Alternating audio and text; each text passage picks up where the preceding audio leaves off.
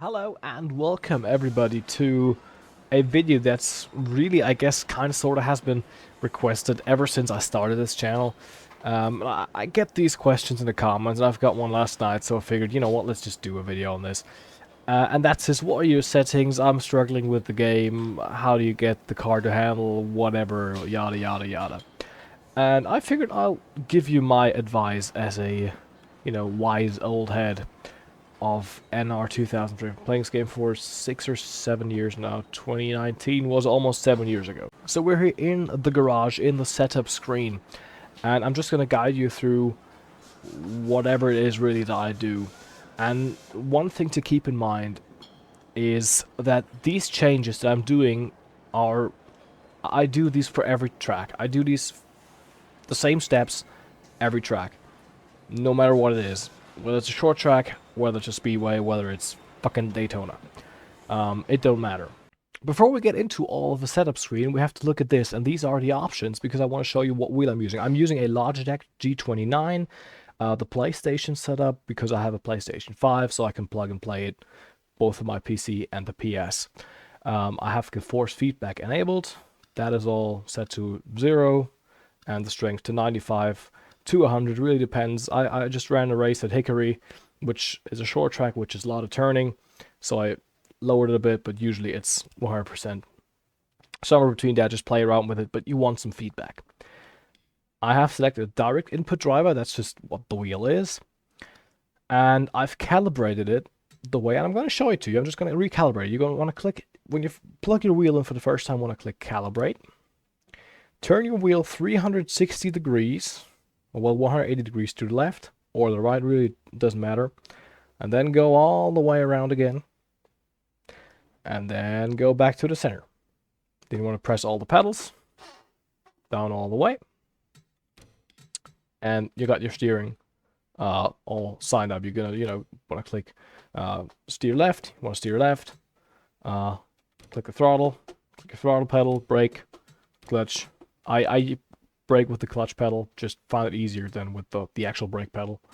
And the cockpit look, left, right, shift up, shift down, bada boom, bada bing. I don't have a shifter, so I use the automatic clutch, and every other driving aid is off. Now the first thing you want to do is go up there, load up fast. We're not going to use Jasper, we're not going to use Expert, and God forbid we're going to use Easy. Your car will handle like fucking ass, and you don't want that. Okay? Right. Now, what I'm going to do now is pretty much translates to every other track that I'm doing. There's some specifics for road courses and flat tracks that I do. I will show you that in a minute, but first, I will do these changes to every fast preset at every track, no matter what it is I'll go to. I always do those changes, and that is level out the tire pressure on the left front and on the left side and the right side. And I will always go with the lower value. So in this case, I will go down 1 psi here and 1 here. Then we'll go 2 clicks down all the way. I don't know what it is, but I've always had a good time with just having the tire pressures the same on the right side than they are on the left side. Next step. Your next step is going to go to the springs, and you're going to lower the front springs by 1, 2 clicks, 1, 2 on every side. And then you're going to save, or Atlanta, and you're done. That's genuinely all the change. That's genuinely everything I do at every track.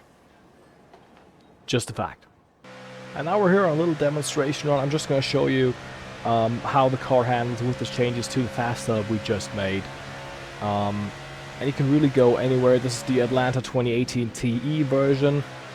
And you can see I can hug the bottom just nice and tightly. Minimal steering input to save your tires. And back out on the gas we go.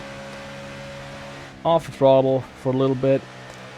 Back on the gas. This is one thing that you need to learn is throttle control, because NR2003's cup physics, the GNS and CTS physics do way better job with tire modeling, but the cup physics are bad at this.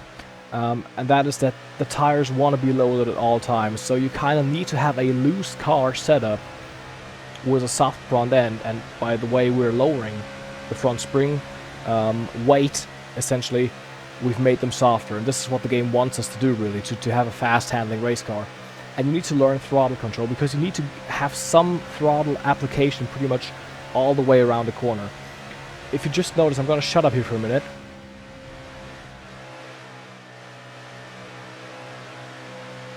You will notice I didn't even go off the gas all the way. You just need to be on the throttle at all times, kind of almost drift the car through the corner. And the steering wheel really isn't for steering, but you can see I'm always doing correcting because I have such a loose race car.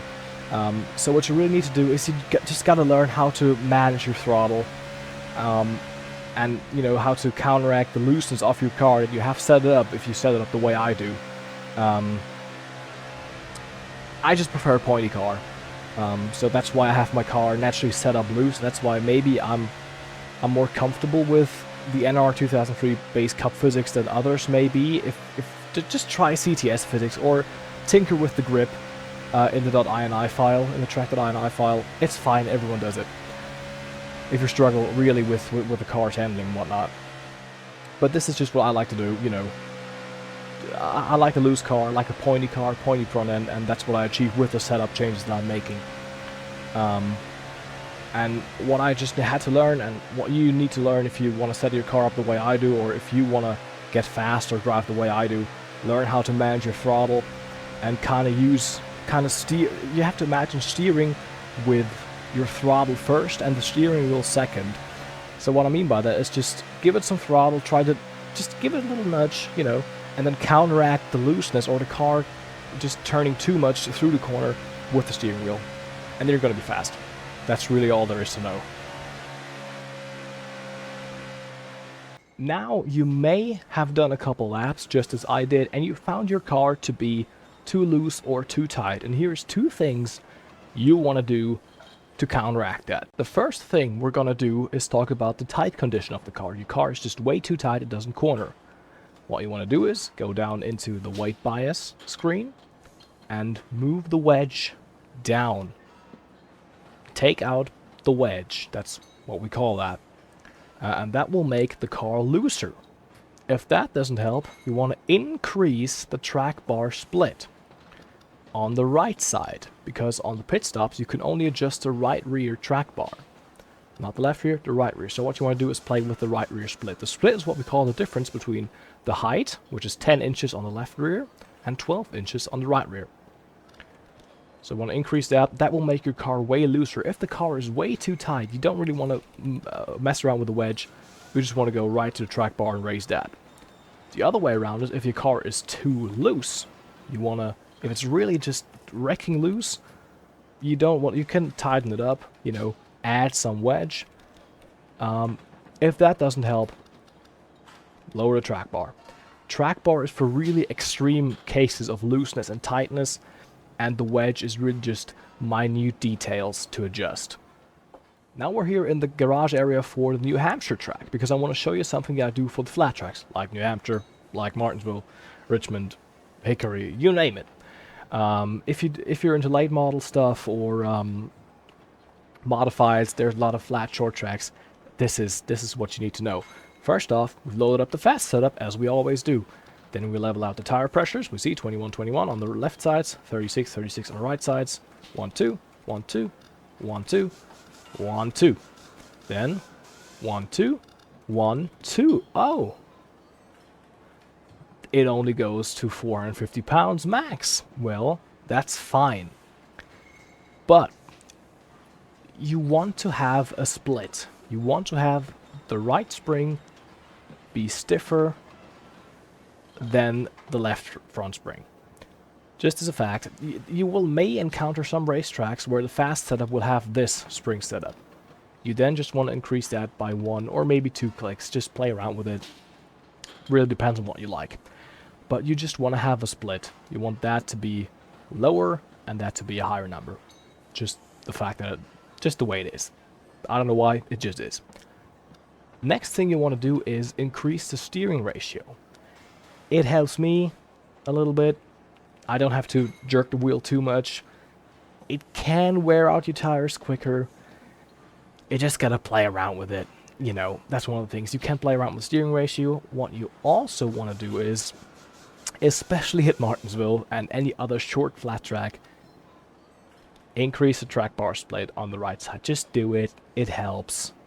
It's not going to make... I've just told you it's for extreme cases of cars being too tight or too loose.